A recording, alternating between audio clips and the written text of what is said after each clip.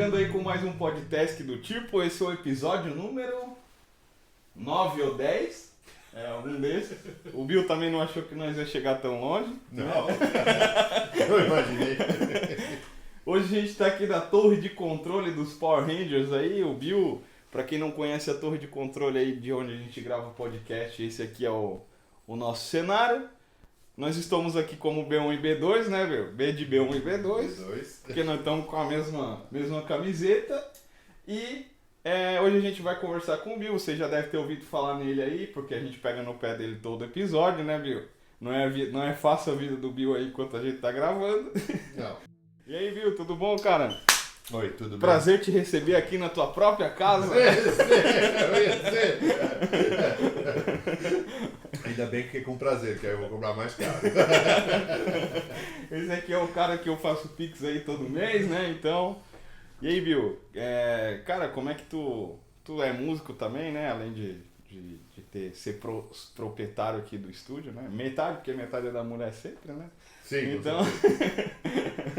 Então, cara... A coisa começou como músico, né? Aham. A coisa toda começou como músico.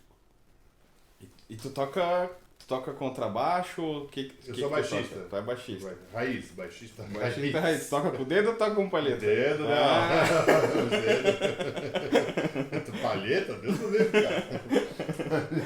Vai ter alguns se coçando agora. É, alguns já. Cara, e como é que tu começou na música e tal? Esse teu interesse aí começou como? Então, cara, tudo começou por causa de um porre, eu acho que foi.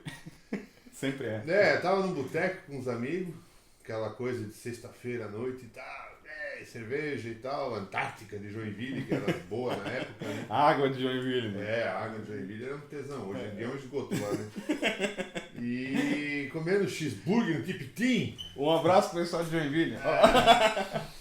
E aí, tal, aquele negócio todo, né? Vamos montar uma banda de rock, né? E, pô, show de bola, vamos montar uma banda de rock, né? Legal.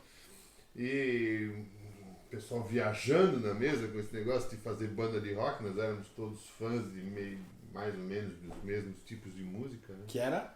Queen, a gente gostava de Queen, eu e o baterista, o Marcão. Isso era anos 70, para 80? Não, isso foi em 80 e... Deve ter sido em 82 foi mais ou menos. Eu tava no exército ainda. Aí...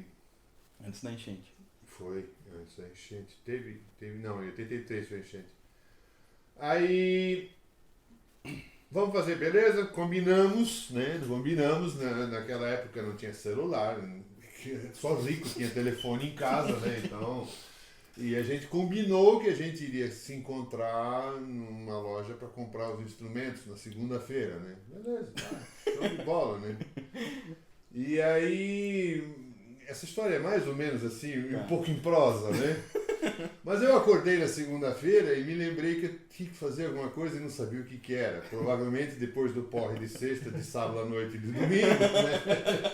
O tic-tac não estava mais batendo, né? Aí eu acordei com aquela sensação de que tá faltando alguma coisa, né? Isso era, sei lá, 9 da manhã, desempregado, né? Eu tinha recém saído do exército, acho. Aí, daqui a pouco eu me lembrei, putz, eu tinha que ir lá na loja, lá com os camaradas lá pra comprar uma guitarra pra virar músico, né, cara? E aí eu saí de casa, até chegar no centro, Rua dos Caçadores, ônibus, 1h30 depois de chegar no centro. Aí finalmente cheguei no centro, na loja do nosso finado José Flash, que até trabalhei nessa loja mais tarde. E cheguei lá e me disseram, então, o que tu tá fazendo aqui? Eu digo, não, eu vim comprar uma guitarra pra fazer uma banda. Ah, os teus amigos estiveram aqui mais cedo, um comprou a bateria e o outro a guitarra. Eu digo, filha da puta, e agora? Não pode falar palavrão, né? Desculpa aí. E ele, o que eu vou tocar? O cara disse, pega esse, o cara é muito esperto, né? Pega esse aqui, ó. É que nem uma guitarra, mas só tem 4 cordas. Que é o contrabaixo. E aí eu virei baixista. E aí começou a minha vida de baixista. Essa história, olha, ninguém pode comprovar, mas é mais ou menos assim, tá? Até que se prove o contrário. Até que se prove o contrário, é mais ou menos assim. E aí a gente começou com a história de fazer banda e... E tocaram Queen? Quando vocês tocamos montaram... Queen, mas, cara, levou alguns ensaios até conseguir chegar a alguma coisa próxima tocar o Will Rock. Não, o Will Rock era moleza. Não, mas o Will Rock tem duas versões. Né? Tem a versão lenta, que todo mundo conhece, e tem uma versão ao vivo que só saiu num disco Live Killers lá de 78, por aí. E a gente tocava aquela versão rápida. Que tem um arranjo de guitarra fulidaço, assim, muito boa, né? E aí, quando a gente conseguiu tocar, realmente foi um abraço coletivo, porque foi demais, assim. Foi Valeu legal os instrumentos. Foi. Acho que o primeiro rock que a gente tocou juntos, assim, que saiu uma música inteira, porque ninguém sabia tocar nada. A gente literalmente entrando numa sala fazendo barulho. Sabe, um monte de louco, assim, né? E quando finalmente saiu Rock and Roll do Led Zeppelin, meses depois, assim, mas esses meses pode ser assim, 3, 4 meses depois saiu. Uma música, né? Uma música. Aí eles foram na janela e os vizinhos tudo aplaudindo. Aí nós fomos pro boteco pra comemorar de novo, né? Vamos fazer um foguete. Cara, e assim se vão uns 40 anos que eu toco, né? Eu toquei nessa primeira banda, durou 16 anos, né? E mais outras bandas que foram surgindo depois, e um monte de agregados de situações envolvendo músicas e cultura. Eu me acabei abraçando bastante coisa, porque naquela época eu acabei pegando emprego até na prefeitura, no departamento de cultura. Eu estava tão ligado nesse negócio de música que acabei entrando no negócio para promover eventos. Boa parte das pessoas que me conhecem sabe que eu trabalhei com as Blumenalhas, que foram eventos de rock aqui em Blumenau, que depois foram substituídos pelo Rock na Rua, esse ciclo do rock, tudo coisas que o Nico Wolf hoje abraça a causa, né? Mas eu e mais uma outra moça que trabalhava comigo, a Mara, nós somos meio que precursores dessa história toda, assim, né? Então a prefeitura foi bem atuante naquela época dos anos 80 e a gente fez parte disso aí. Entendi. Cara, e como é que, tipo, tu comprou o baixo, tu chegou em casa e daí tu não sabia nada? E não sabia. Mas daí tu botou uma música pra tocar e foi acompanhar? Como é que você aprende não saber? Não tinha nem revistinha de cima. Olha, o destino fez com que eu me apoderasse de um rádio toca-fitas, daqueles portáteis que a gente vê em cima da mesa, assim, que tem um alto-falante e toca-fita do lado, assim, né? E uma anteninha pra rádio, assim. Da marca Sanyo. Já vi no Google. Provavelmente. Da marca Sanyo. E eu fiz uma adaptação. Isso é uma coisa interessante. Quando eu era moleque, 14, 15 anos, eu comecei a trabalhar com eletrônica. E fiz cursinhos de correspondência de eletrônica. Eu fazia muito isso. Curso por correspondência. Isso é antes do Telecurso 2000, tá? Antes do Telecurso 2000. E aí, então, eu tinha boas noções de eletrônica. Inclusive, meus primeiros trabalhos foram em firmas de eletrônica. Eu consertava a TV, a válvula, a rádio, a válvula, entendesse? Então, eu mexia nessas nhaca, né? E fazia minhas brincadeirinhas de eletrônica lá com som. Isso me ajudou muito também, porque a gente acaba tendo essa noção, né? Isso lógica, né? Tu traz isso pra música e tu sabe com o que trabalhar, com amplificadores e essas coisas assim, ajuda bastante o caminho, né? Mas eu perdi o fio da meada, eu estava falando de como é que tu aprendeu a tocar. Exato. Então ninguém ensinava nada, né? Não tinha professor de contrabaixo aqui, né? Eu acho que o mais próximo que tinha de contrabaixo talvez fosse na orquestra municipal lá do Carlos Gomes, o cara com aí eu lá vou falar com um cara desse, né? Era roqueiro, pô, eu vou falar com um cara desse. E aí pra aprender eu acabei me matriculando em aula de violão clássico. Comprei um violão Giannini, bom pra caramba. Escalinha. Fazendo escalinha. Eu era ruim pra burro nesse negócio, cara. Era uma preguiça. O meu rádio gravador Sanyo. Eu tava no rádio gravador. E aí o que a gente fazia? Naquela época não tinha YouTube pra tirar a música. Não tem. Então tinha no máximo aquelas revistinhas que se encontram nas bancas de revista. De cifra. 80 músicas. 80 músicas Kid top de abelha. Kid de abelha, Aí tinha no máximo isso. Só que tu chegava lá, tu via lá, Lá maior, né? Ou A, né? Beleza, Lá maior a escala é tururururu. Ok, mas como é que eu vou tocar isso na música, né? Aham. Aí a gente pegava o quê? Gravava a música. Gravava da rádio, tá? Aham. Tinha que ficar esperando o dia inteiro. De repente começou a música, bota pra gravar. Aí gravava a música. Ah, beleza, agora eu tenho a música. Aí a gente pegava e tocava a fita. E ia tocando junto. Então a adaptação que eu fiz no rádio da Sanyo é que eu ligava o meu baixo na entrada de microfone do bagulho e saía som no alto-falante enquanto a música estava tocando. E assim eu tocava. Entendeu? E assim eu tocava. O cara fez um karaokê de baixo. Não, e eu fiz outra ainda. Existe um negócio no mecanismo do tape deck que é. Essa foi foda.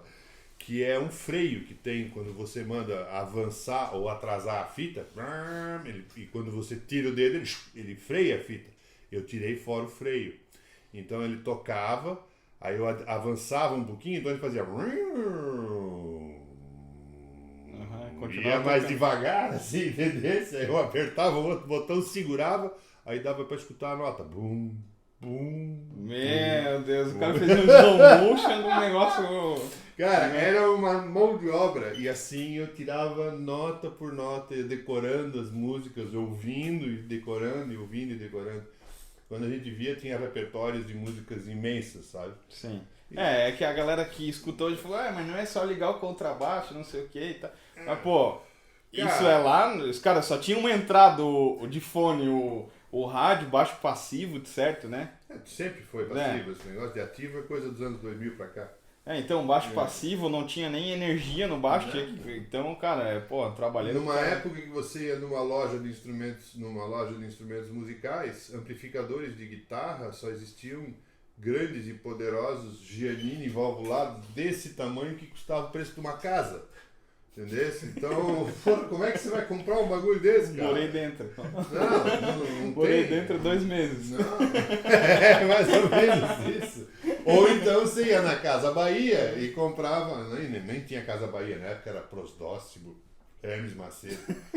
A loja que nem existe mais. Aí você comprava uma caixinha da Fran, que é um fabricante que tem ali em Rio do Sul. Os caras faziam umas caixinhas multiuso desse tamanho assim, que tu ligava o teu toca-fita pra tocar e o baixo na entrada de microfone. Também funcionava. Que é igual o cara pegar e dizer isso aqui. Não, compra isso aqui, ó, igualzinho um iPhone. Sim, só que a tecnologia era desse tamanho.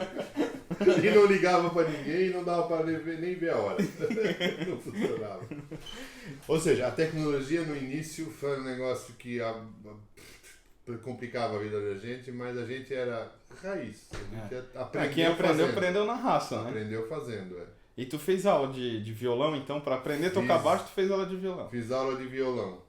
Inclusive, eu acho que eu já te contei a história, né, do meu professor de violão.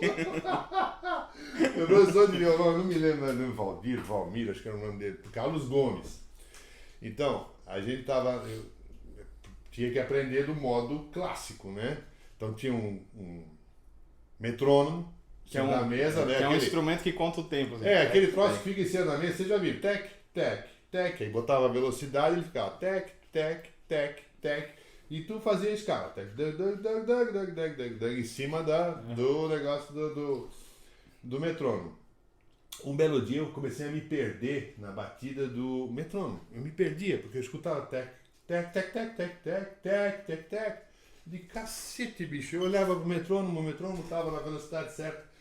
Aí um belo dia eu parei o metrônomo e continuei escutando a porra do metrônomo. Eu digo, caramba, será que tem na outra sala do lado, né? Mas não, cara. Aí o cara na frente se mexeu, aí eu vi, tava vindo do cara o barulho. E aí eu perguntei, o que é isso? Aí ele disse, isso é o meu marca-passo. Puta, o cara tem um marca-passo mecânico, cara.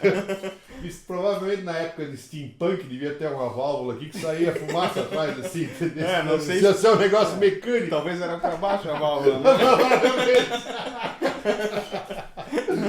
Mas o cara tinha um marca-passo mecânico, cara, e fazia toco-toque, toque-toque, toque-toque, toque. Puta, era uma barulheira aquele troço, cara, e a gente se perdia na contagem dele.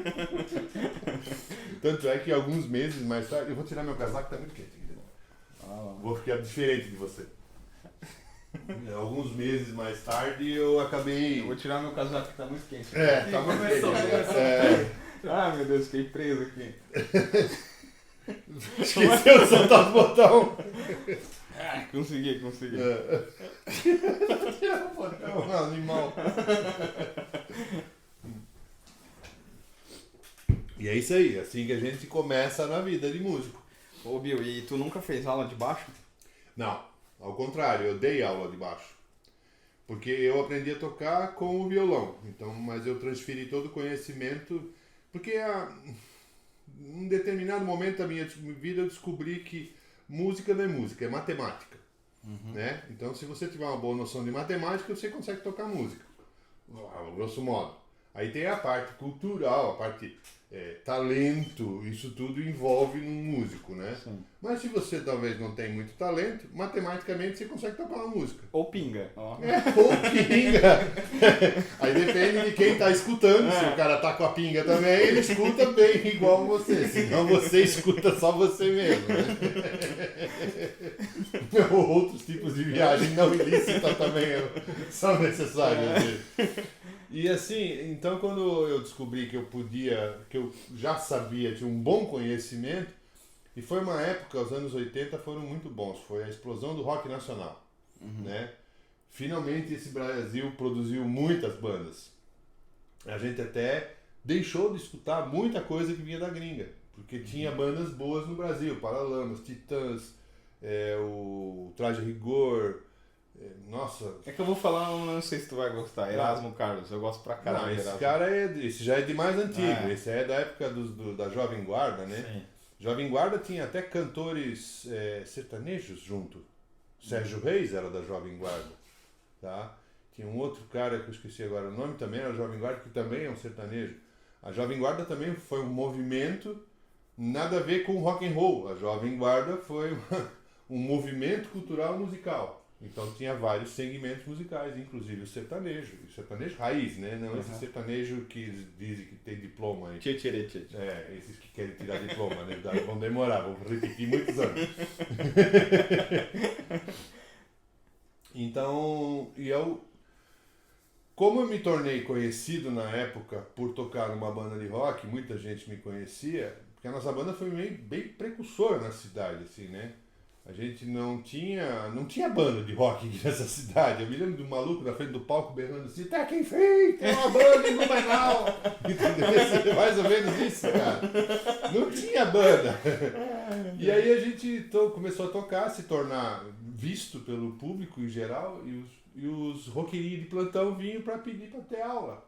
O nosso baterista tinha alunos, o nosso guitarrista tinha alunos, eu tive alunos, mais de 20 alunos, 30 talvez. Tive um monte de alunos. E eu ensinei muita gente a tocar contrabaixo. E tem caras que ficaram 10 vezes melhor do que eu no contrabaixo. Porque eles tinham tempo para tocar. Eu ainda tinha que trabalhar para me sustentar. Então. Eu acho que esses teus 30 alunos não estão mais aqui, porque eu não conheço 30 baixistas. É difícil encontrar um baixista. Não, muitos deles se tornaram grandes empresários, e músicos mesmo, talvez um ou dois. O restante, a maioria, virou grandes empresários, donos de empresas, donos de fábricas. Eu tive muitos alunos assim, que estudaram depois, né? E se tornaram gente.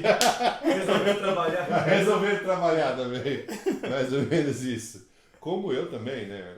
A vida vai mudando, Eu cheguei a abandonar a música por uma época, casar, ter filho, como todo mundo, né? Se preocupar um pouco com a carreira profissional, começar a faculdade, todo mundo acaba seguindo esse caminho, né? Mas depois descamba tudo de novo. Aí teve uma recaída. Aí dá uma recaída e começa tudo outra Tive vez. recaída até hoje, eu não me recuperei, né? Não, de jeito nenhum. Cara, e aí, tipo, daquela época lá, o que tu já tocou de, eu sei que, né, mas de banda, assim, que tu se lembra mais, Não, gosta eu tive muito poucas bandas. Aham. Eu tive uma banda, como eu te falei, 16 anos. Foi o Grifo, uma banda dos anos 80, começo dos anos 90. E que supria toda a necessidade. Era uma banda ótima, excelente, a amizade com a galera era muito boa, a gente seguiu juntos até que todos nós casamos e tivemos filhos juntos, né? Na mesma época. Aham. Aí que a banda deu uma parada. E aí mais tarde eu tive uma outra banda Aí foi uma tentativa de fazer uma banda. Chamava-se Atitude, eu acho que é o nome da banda. Deve ter durado uns 2 anos só. E eu toquei em 2 festivais de rock por aí. Vocês tocavam o quê? Rock and roll em geral. Led Zeppelin, Van Halen, essas coisas assim. A Entendi. gente curtia qualquer heavy metal, hard rock, era com a gente mesmo, Purple, né?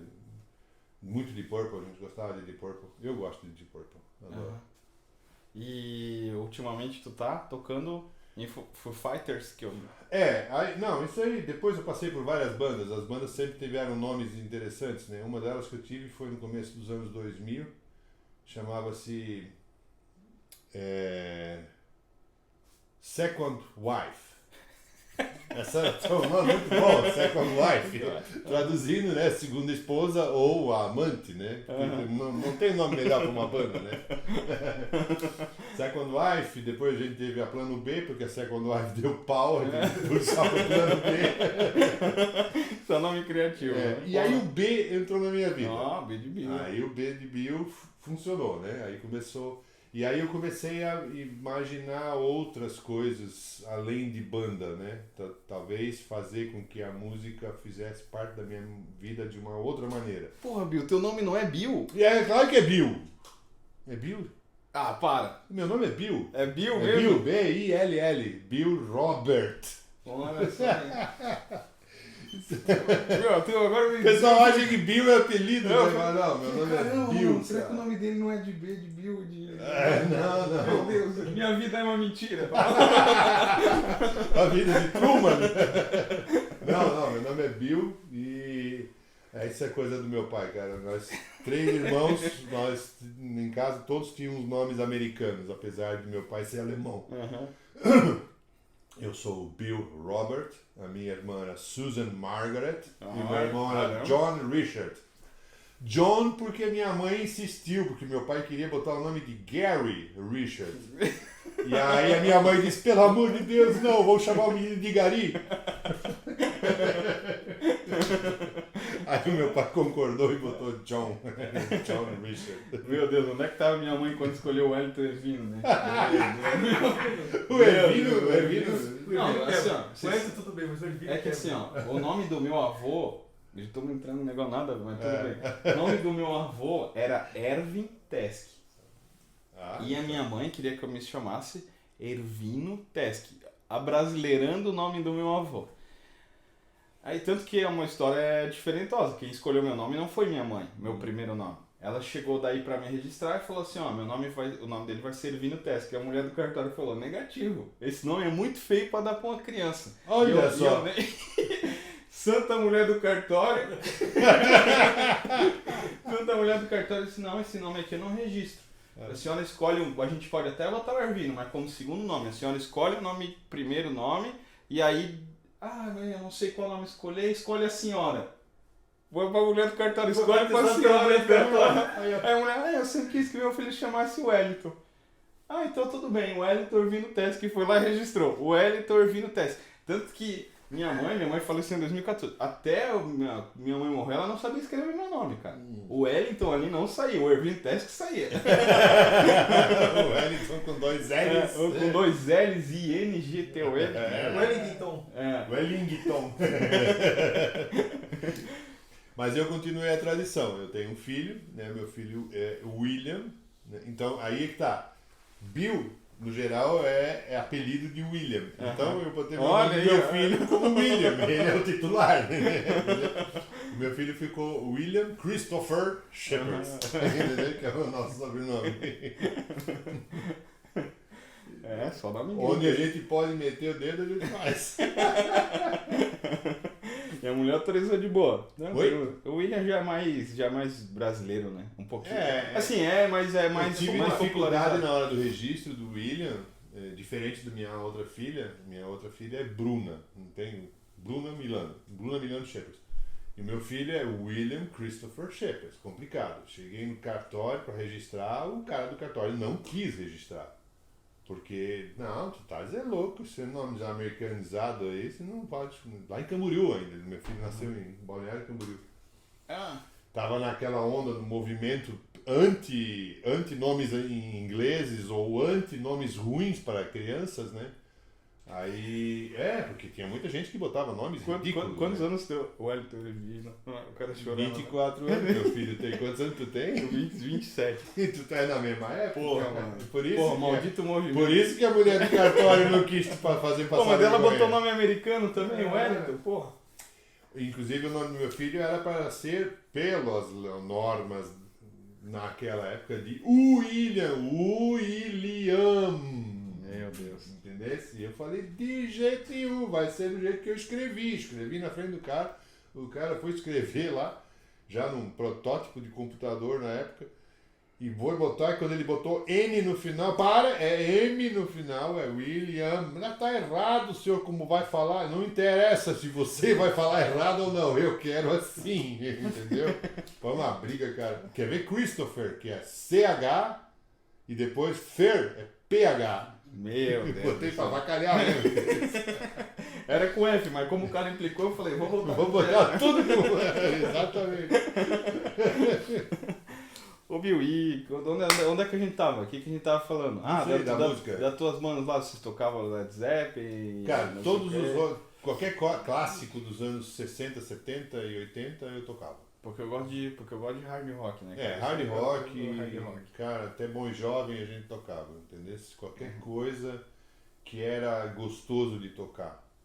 Né? Mesmo os rock nacional eram muito bons. Eu estava falando do rock nacional, que os anos 80 foram muito generosos, trouxeram muitas bandas.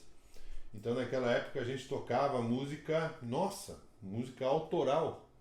E a gente fazia show de 2 horas com 16, 17 músicas autorais e talvez tocava assim uns 4 covers, 5 no meio das músicas. A gente tocava um Titãs, um Paralamas, alguma coisa assim, só pra, essa aí eu conheço, né?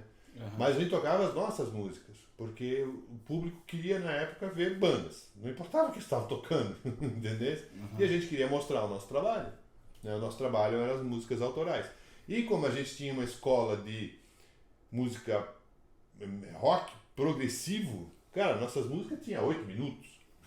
Entendeu, cara? Era música... Legião Urbana era fichinha, cara, fazer música comprida. Nós fazia música mais comprida ainda, né? Tinha algumas músicas curtinhas lá, mas tinha música de 8 minutos. Por que não? Nós até brincávamos, né? Vamos fazer um disco com 2 músicas, uma de cada lado. O que era muito comum na época. Vocês chegaram a lançar vinil? Não. Alguma coisa? Não conseguimos gravar vinil na época. O custo era muito alto para gravar vinil. Em 1996, a gente gravou um CD, que foi basicamente um apanhado, né, de todas as músicas que a gente tinha tocado na nossa vida, né? A gente tentou escolher entre talvez umas 40 composições ou 50 que a gente tinha, conseguimos botar 13 num disco, né? Uhum. Sendo que dessas 13 talvez 3 eram mais modernas para a época, né? E as outras eram tudo um apanhado das músicas antigas, tipo a primeira rock que eu fiz, nosso melhor sucessinho da época lá em 1980, a gente botou tudo nesse CD e comercializou ele até nas lojas da cidade, depois dava de brinde porque a gente mandou fazer não sei quantas mil cópias aí, né? E ninguém... Então chegava assim, pô, me ajuda aí pra comprar meu CD. Comprar? Não, dá pra mim, né? Ó. Ninguém comprava porra nenhuma de CD, cara. Não, e daí eu boto pra tocar no som do carro, né? Mais ou menos isso. Inclusive naquela época a gente gravou aquele disco e tinha uma música do disco que chamava-se Adolf Susanna, que é uma música alemã, de Oktoberfest. Né? Uhum. A gente fez de sacanagem. A letra da música é muito ofensiva então, em relação à festa. Mas a porra da música pegou, cara. Pegou na rádio. Aquele foi tipo assim, a gente lançou o disco em setembro, antes da Oktoberfest, né? E quando chegou na Oktoberfest, as rádios tudo botavam a nossa música pra tocar. Coisa linda. Cara, era muito engraçado tu andar no centro da cidade, os carros tudo passando e escutando a mesma música, entendeu? Isso era legal assim. E essa música... Não sei como é que é. E aí, pô, a gente ficou feliz, né? Pá, essa música foi sucesso, aquele negócio todo, né? E as músicas alemãs, as orquestras alemãs que tocavam na Oktober acabaram abraçando essa música e tomaram conta dela, né? Uhum. Inclusive, muita gente acha que essa música era da banda Cavalinho Branco, porque eles foram o primeiro a tocar. Sim, E não, era a essa- composição do nosso guitarrista, do Quinho, né? Perdão, ele não é Quinho, desculpa, Quinho. Ele é Mac. Mac é o nome artístico dele. E vocês têm isso lançado hoje em plataforma digital, alguma coisa assim? Sabe que a gente nunca colocou isso no Spotify? Nunca botamos esse disco. Putz, era uma coisa pra fazer, Olha aí. né, cara? Botar ele lá no Spotify. É putz, boa ideia. Nunca Valeu. pensei nisso. Trato Tu vai me feito. cobrar depois? Tu vai me cobrar? Não. Eu vou ter que pedir pro resto da galera se eles topam. Acho que topam, ninguém é contra isso aí. Baixar as músicas lá. Vai que, né? Estão com uma qualidade razoável. Em 1996 se gravava muito bem já. Sim. Não, se toca Legião Urbana, toca qualquer coisa. É! Qualquer coisa lá. Vamos Não fazer sei, isso, não vamos sei. fazer isso. A banda chama-se Grifo, tá? Se tem agora 2 milhões de pessoas vendo esse podcast aqui, depois... Ô, meu, agora, respeita a nossa audiência aí, nós temos um pouquinho mais. Ah, desculpa! Um pouquinho mais. Depois vocês procuram lá no Spotify. Grifo. Ô, e como é que era ser roqueiro nos anos 80 aí? Parece que eu fiquei sabendo uma história aí de uma viatura de uma polícia. Ah, não, esses foram pequenos acidentes de percurso. A gente fazia coisas... Na verdade, assim, ó, o que se fazia nos anos 80? A gente tocava rock and roll e tomava cerveja, tá? Aham.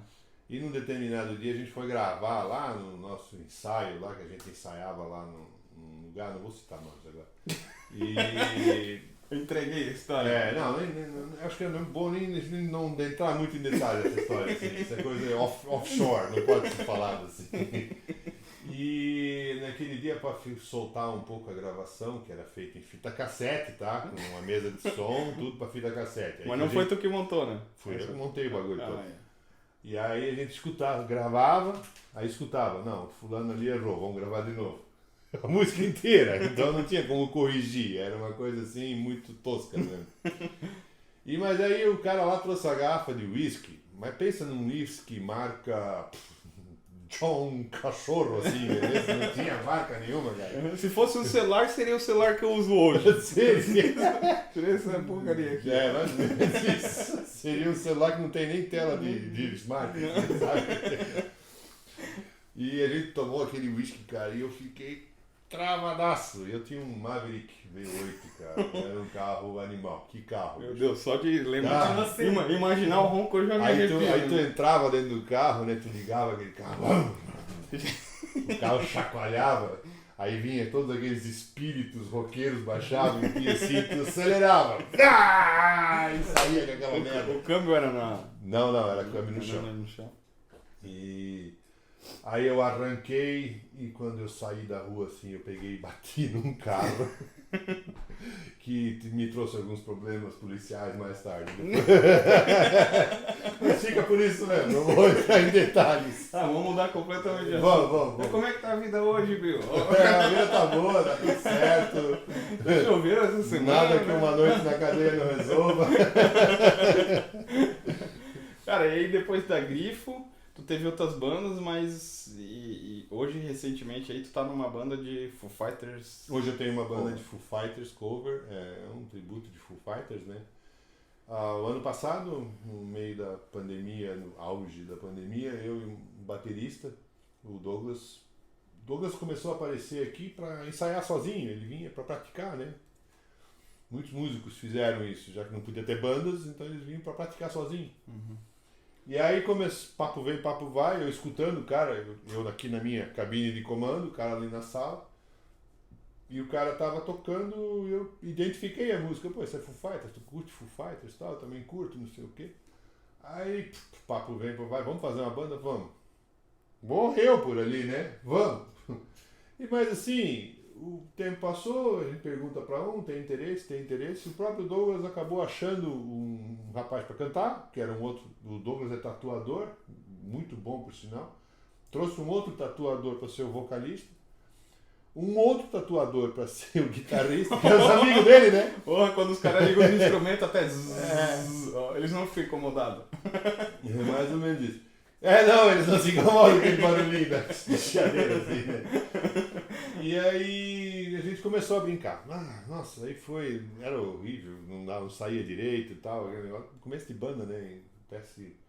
Então, aos pouquinhos saiu um guitarrista, entrou outro, aí mudou, aí faltou outro guitarrista, aí no fim conseguimos outro, aí o primeiro guitarrista saiu, aí aquela coisa de banda, né? Dá aquela mexida até que o time fica equalizado. E aí foi indo, já faz mais de um ano, agora a gente tem a banda e estamos tocando para tudo quanto é lado.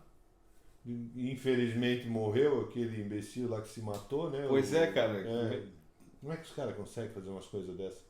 Muita gente diz tadinho do cara. Eu não acho que é tadinho. Ele tava com a melhor cocaína do mundo, né? Então ele tava.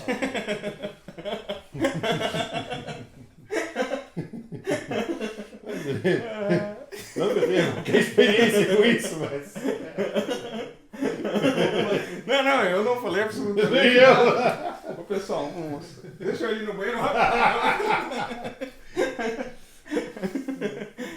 Não, e vocês têm, tipo, agenda semanal? Vocês, tipo, estão tocando aí por aí fora agora?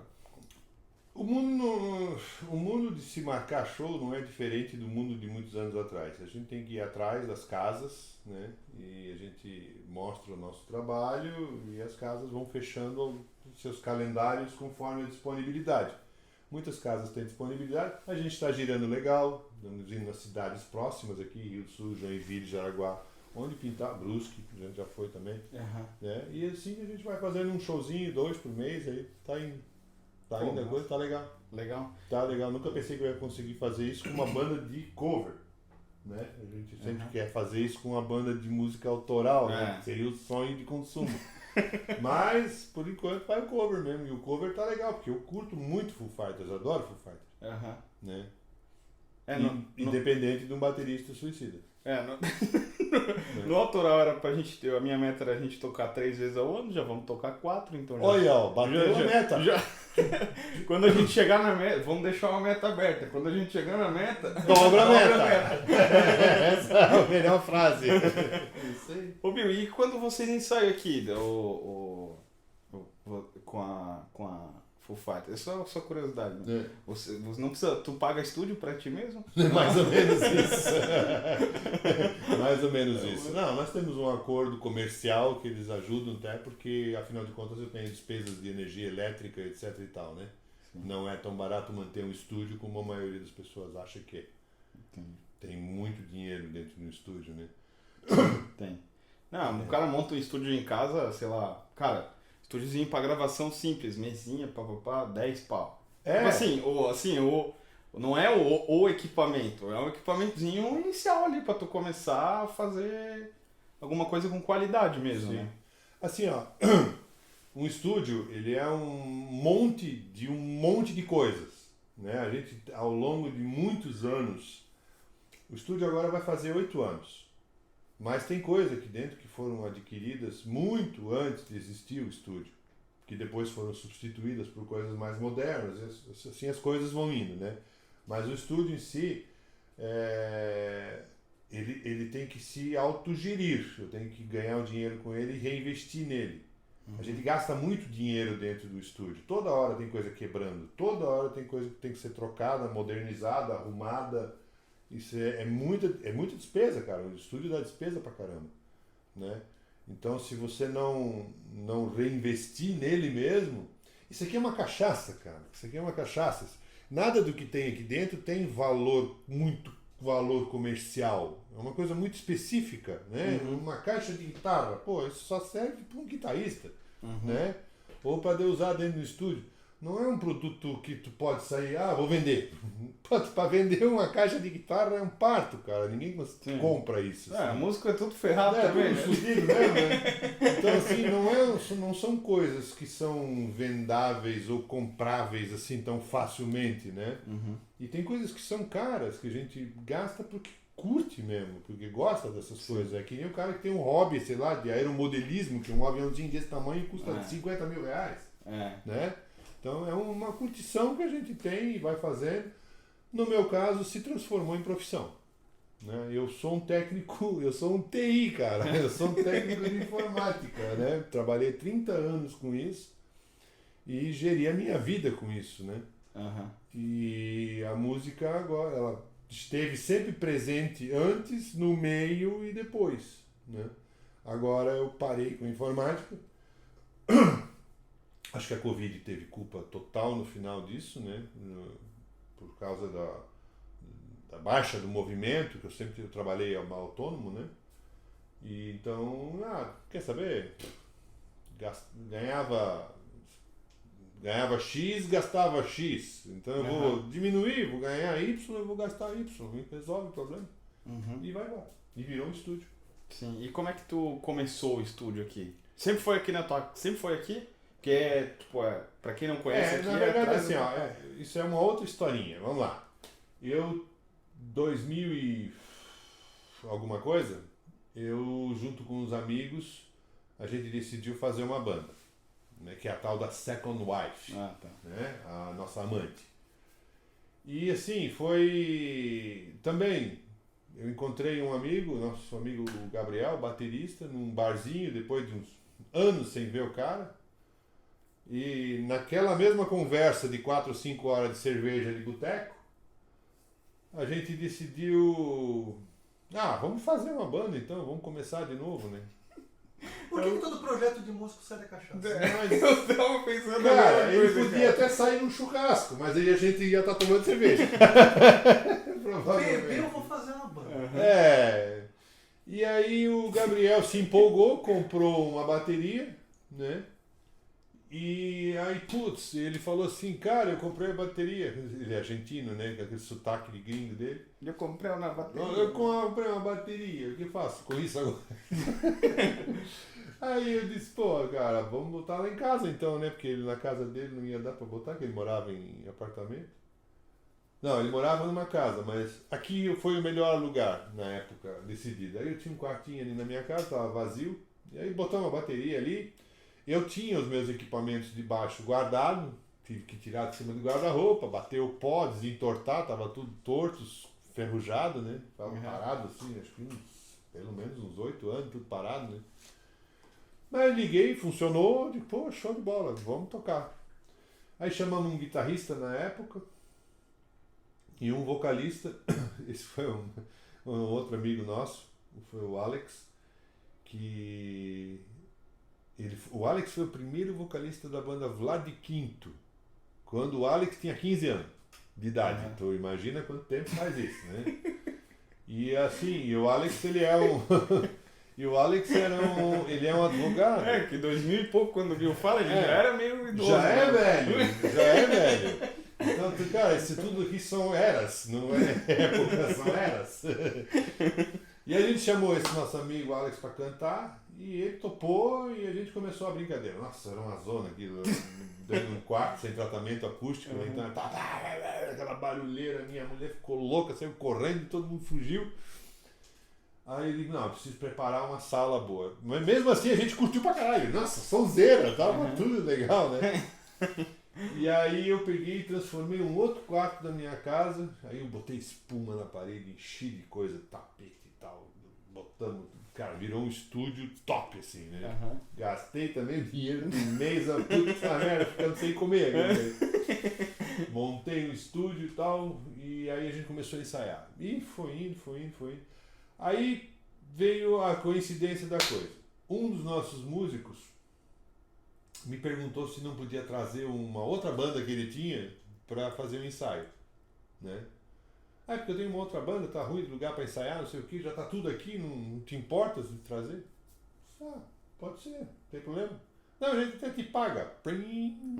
Opa, entendi a jogada. E aí veio esse um. E eu e o outro músico da outra banda também tinha um outro projeto, queria achar um buraco na agenda para encaixar dele também, né? E assim veio a ideia. Um belo dia eu estava ali sentado na minha garagem, com o meu cachorrinho Scooby-Doo, que eu tinha. Tadinho, já morreu. Na era passada. E a gente tava olhando aqui pro mato, né? Porque tinha uma matagal aqui atrás de casa. Eu digo, pô, tá ali eu vou fazer uma churrasqueira com mesa de sinuca. Aí um belo dia eu disse, não, por que churrasqueira, mesa de sinuca? Eu vou construir um estúdio, né? Vou construir um estúdio. Aí veio a ideia de fazer um estúdio. Eu digo, pai, quanto vai me custar isso aí, né? Uma fortuna. E aí eu comecei a pesquisar. Aí entrou YouTube, Google, pesquisa. Cara, meu Deus. 7 Estúdio Guns N' Roses. Mais, Cara, olha, é mais ou menos Estúdio isso. Guns N' Roses. Como Estúdio como como fazer fazer igual? um estúdio igual da Califórnia lá, entendeu? Los Angeles. O cara vai caindo pra realidade. Aí tu vai diminuindo a realidade, né? Mesa de 24 canais de 2 milhões de dólares não dá pra comprar, não tem condição. Como montar um estúdio top com 2 mil reais? Isso, mais ou menos isso.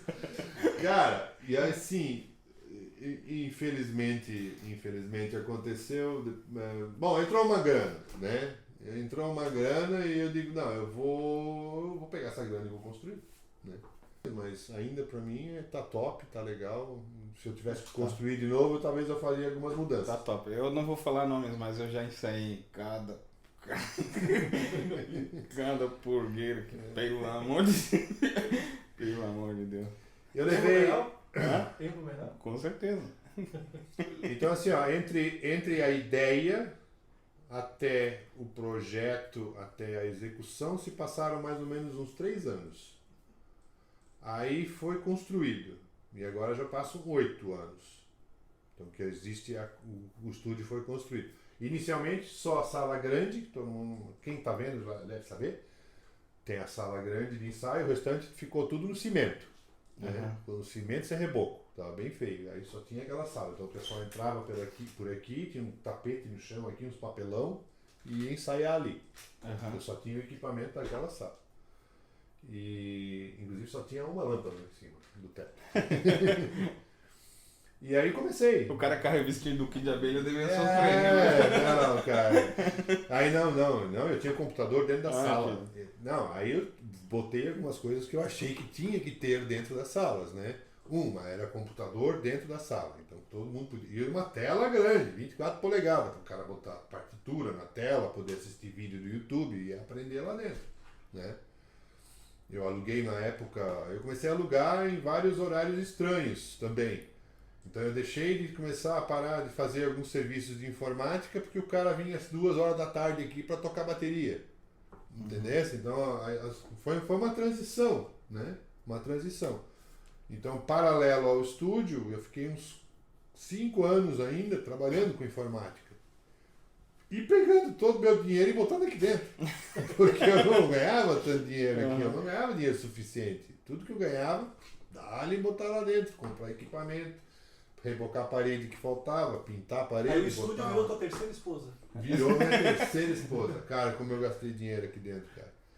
Todo o dinheiro que entrava do estúdio, mais o dinheiro da informática, do meu trabalho, eu jogava aqui dentro. Fui fazendo e caprichei, comprei as coisas, as melhores coisas que eu podia comprar, menos uma mesa de 2 milhões de dólares, que eu não tenho condições.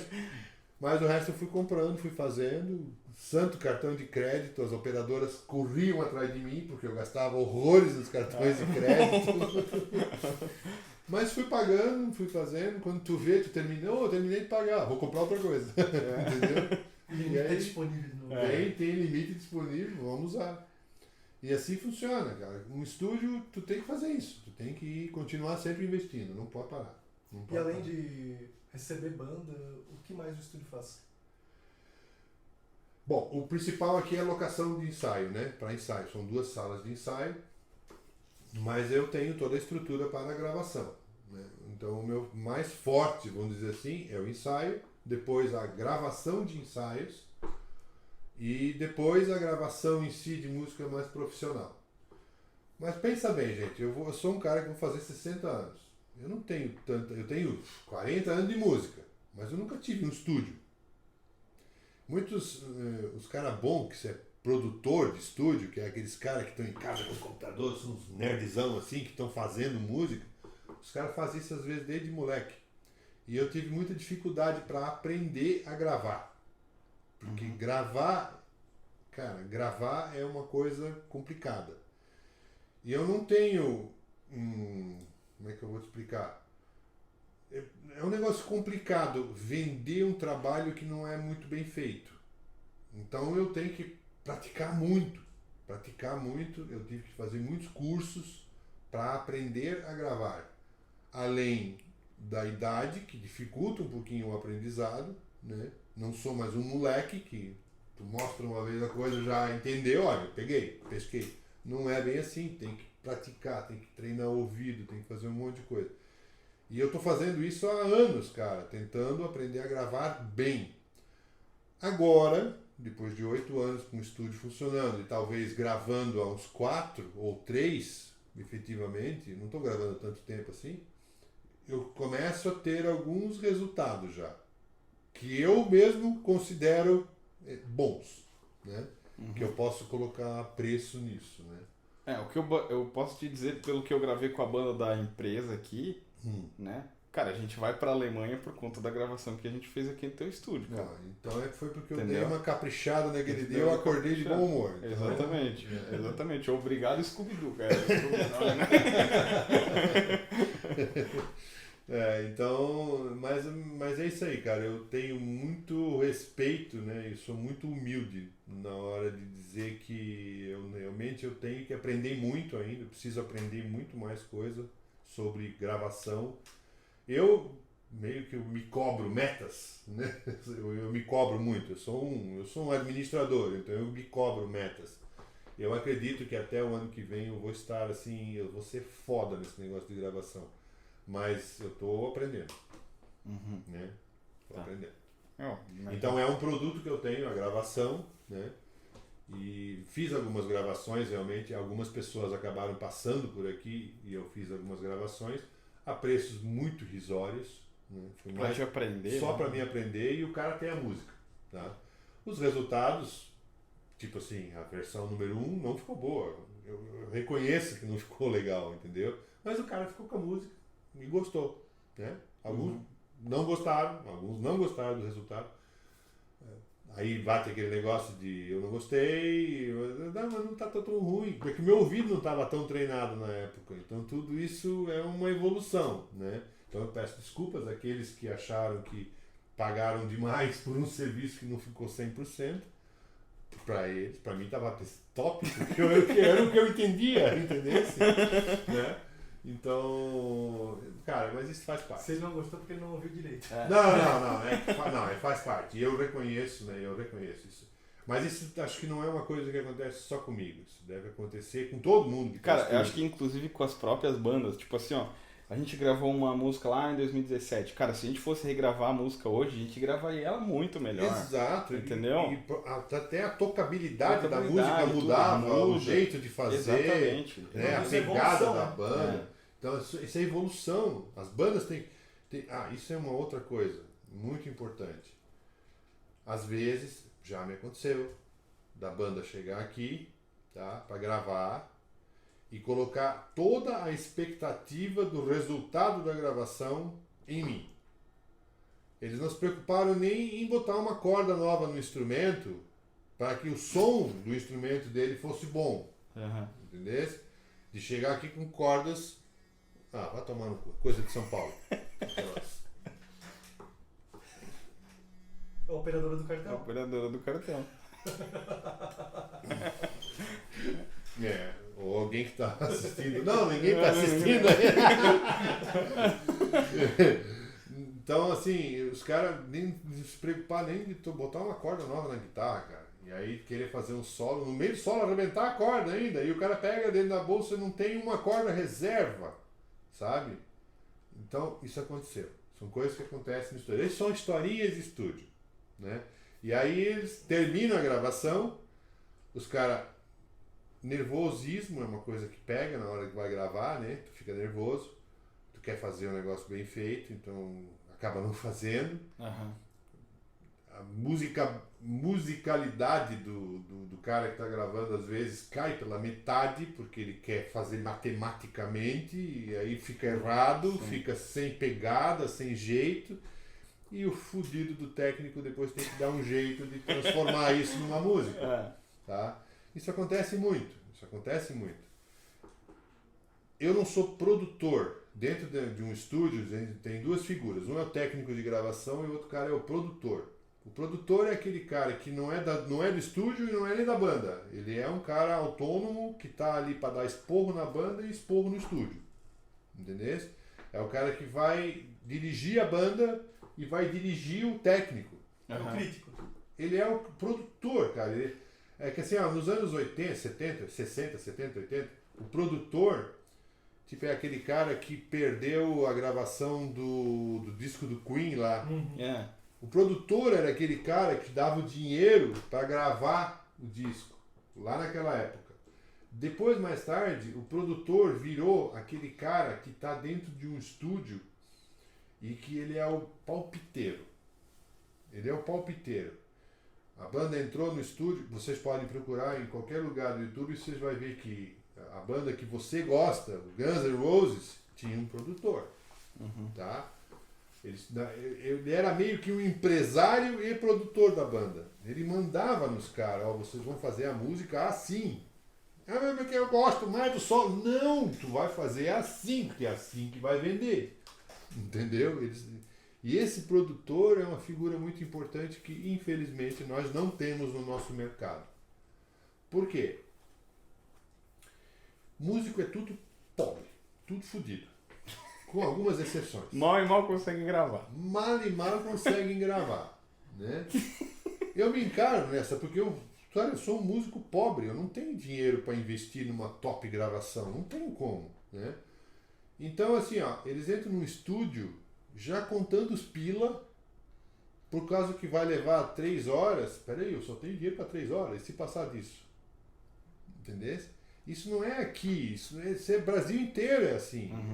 Não é Brasil, é mundo, cara. Não dá pra fechar um estúdio um mês e tu ficar indo lá e... Isso se fazia na época do Queen. Exatamente. Que os caras pegavam lá, o produtor dava lá 50 mil libras, vocês têm 50 mil libras e uma fazenda para em 90 dias entregar um disco.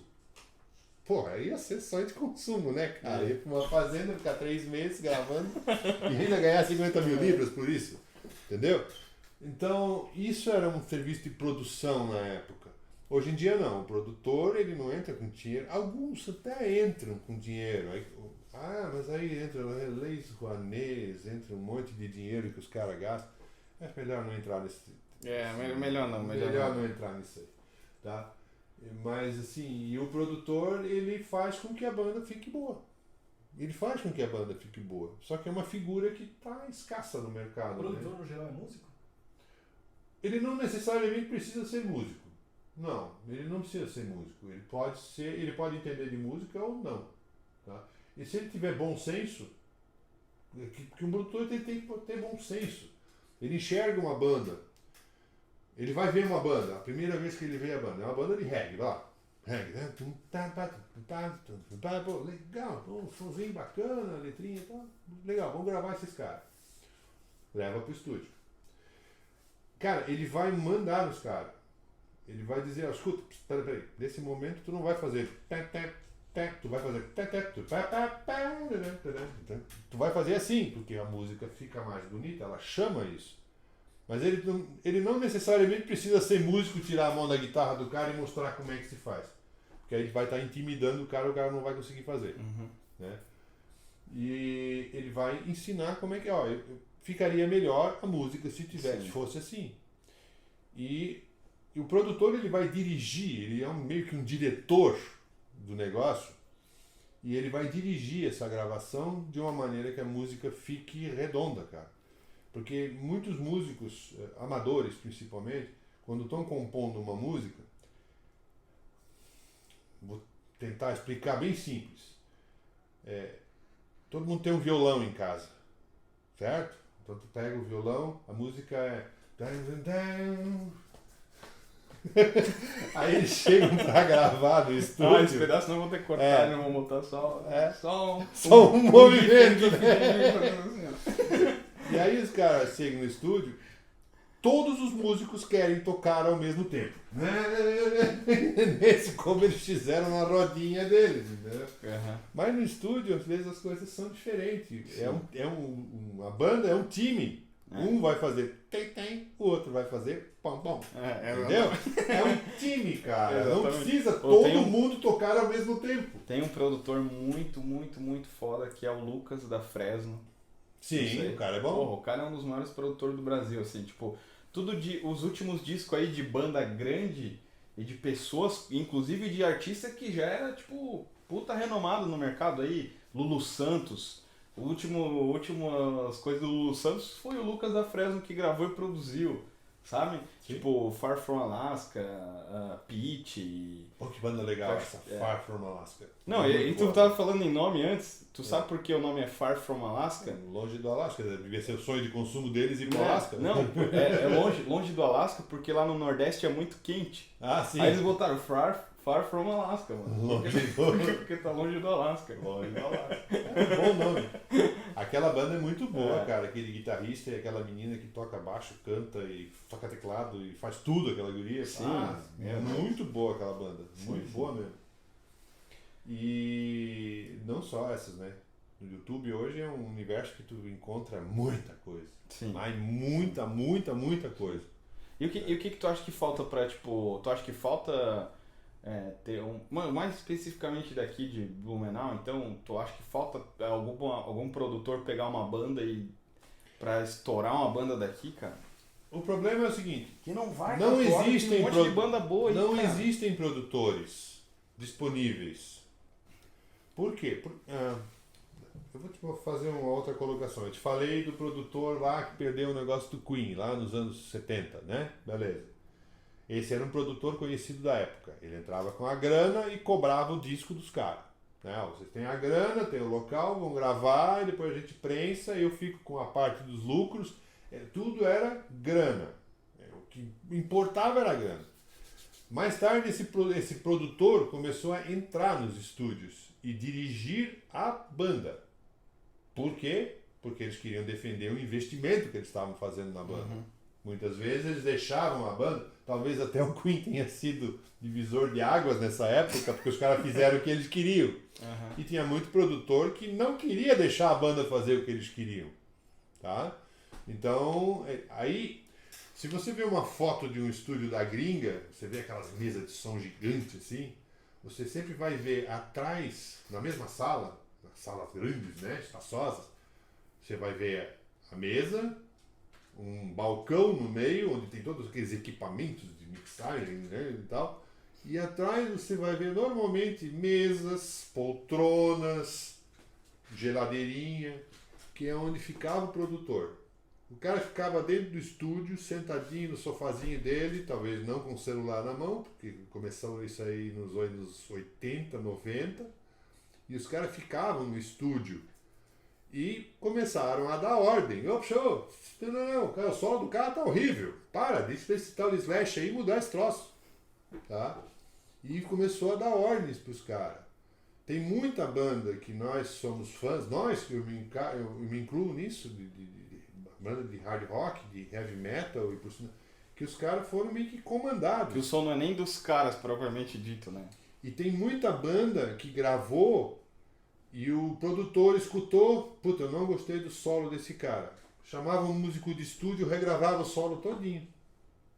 E o cara ia ter que aprender a fazer aquele solo que o outro músico fez para tocar ao vivo depois. Tá? Porque ele não gostava. Não, a melodia não ficou boa. Vou botar outro cara. Tu consegue tocar? Não, não consigo. Então, chama outro músico. Botava outro cara lá, o cara... show! Gostei disso.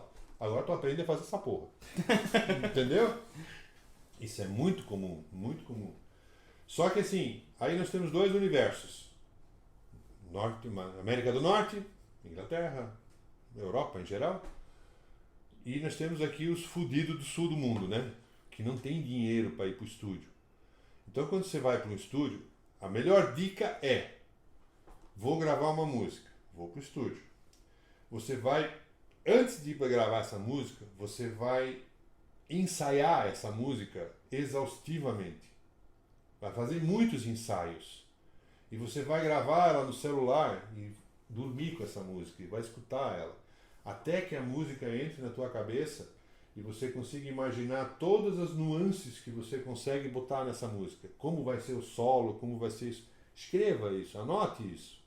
Sim. Porque senão você vai chegar no estúdio sabendo fazer a música assim. É. Sem ideia nenhuma. Uma música bruta. Sim, E vai esperar que o resultado bom fique comigo.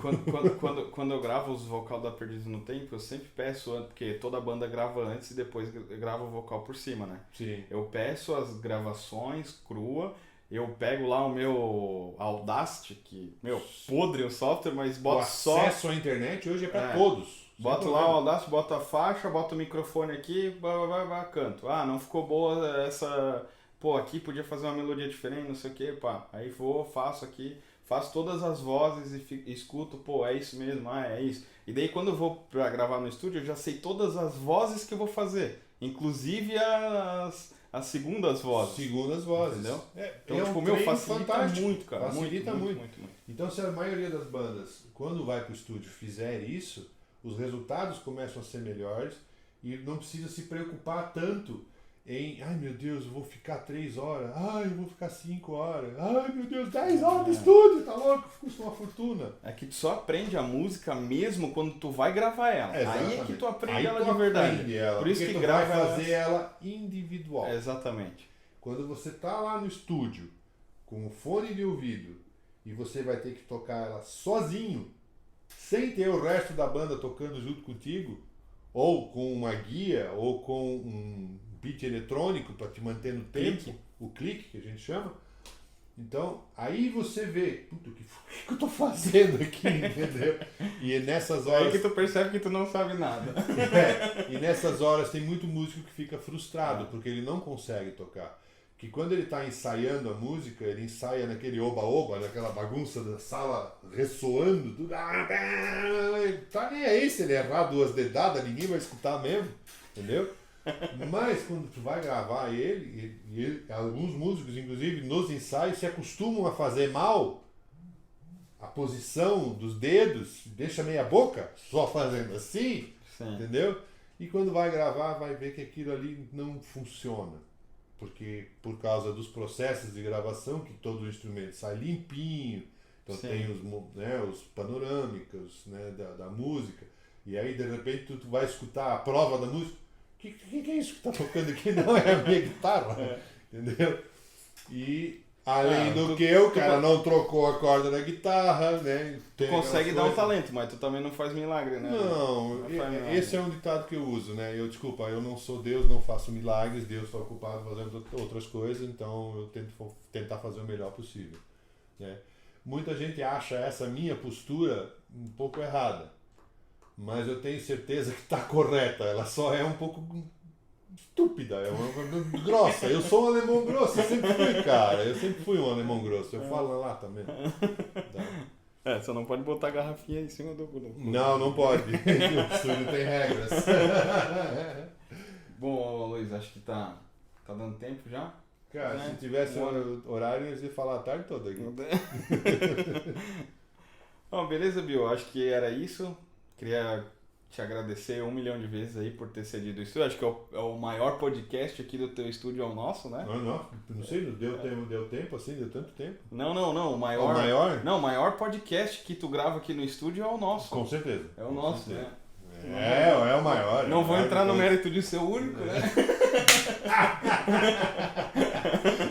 Não. Não vou falar nada pra ninguém. É o único. Fica só entre nós aqui. Fica só entre nós. Bom, beleza.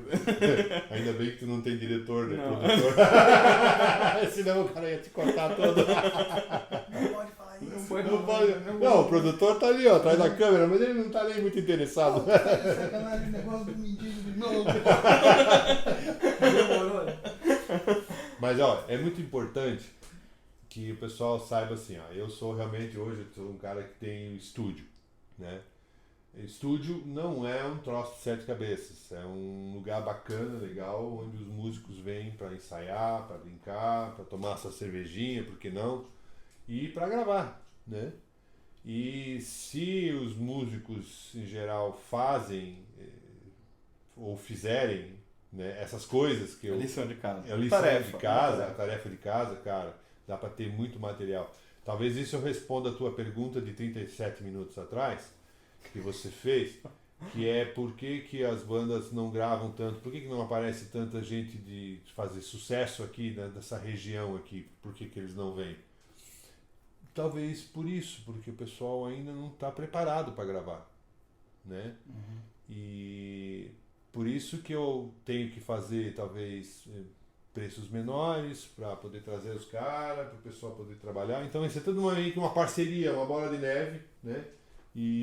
Mas eu tenho certeza que tem muito músico bom aqui na região. Meu Deus, tem muito cara bom, tem muita música boa, tem muitas composições boas. Eu mesmo fico sentado aqui na minha torre de comando, ouvindo músicas nas salas. Sempre tem aquela que tu... Opa, isso aí é legal, hein?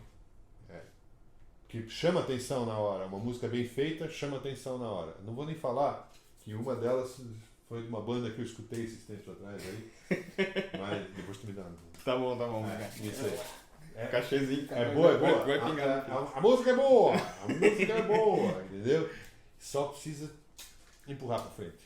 E tá cheio de música boa por aí. Tá cheio. É só realmente botar pra gravar e... Botar pra torar. E tem que ter todo aquele trabalho. Tu tem que botar pra gravar e correr atrás, ir na mídia social, fazer propaganda, produzir a tua banda. Todo mundo tem que produzir as suas bandas. Aí as bandas vão longe. Sim. Não, e a ideia do podcast é também dar voz e vez para essas bandas e para essa galera daí da cidade, cara.